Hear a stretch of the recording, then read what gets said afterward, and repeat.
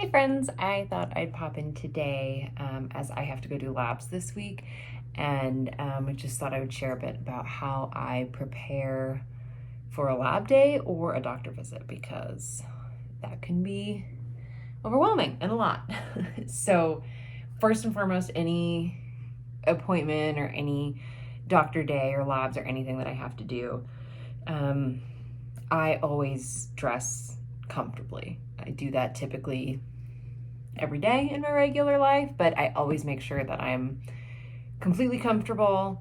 I have layers. I can take some off. I can add things on. My kitty's going to help me. So comfort's the first thing. I need to be physically comfortable in what I'm wearing so that way I can do everything that I need to do. The second thing is I'm going to bring something to do.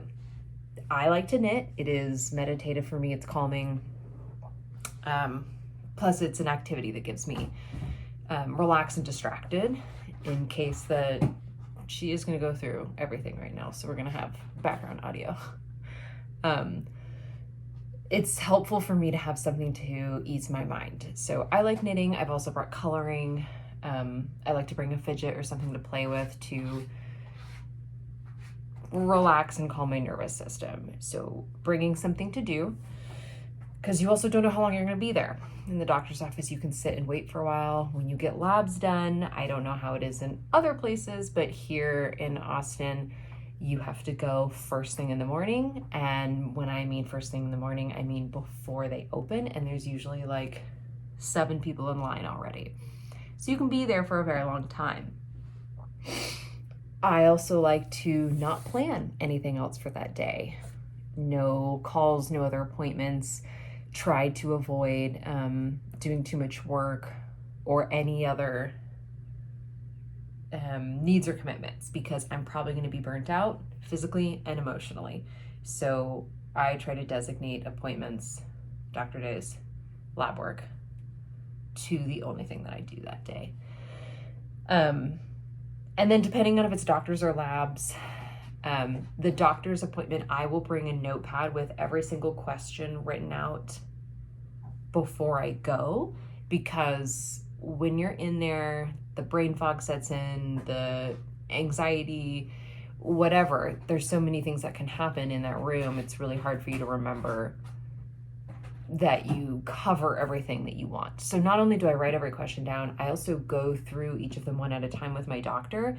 And whatever they tell me, I write down the answers so that way I can see this question was answered. Or if it's not answered, why was it not? Are we going to come back to it? That also goes for labs. Like I make sure I know every single lab I'm getting tested that day, why I'm getting it tested, which doctor, because a lot of times you can go in and get labs and they will say, who are you coming in for? Why are you coming in? You don't need that done. And you have to advocate and say, yes, I do. You have the lab orders and all of that.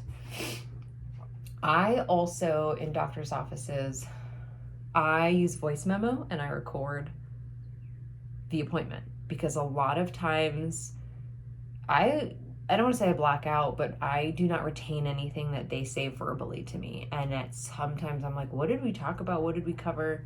What's my new plan? So I can listen back to that audio and make sure that I know exactly what the next steps are, depending on the appointment. And then last but not least, I get a treat on doctor days or a lab day. It can be a popsicle, coffee, chocolate, whatever is treat for you.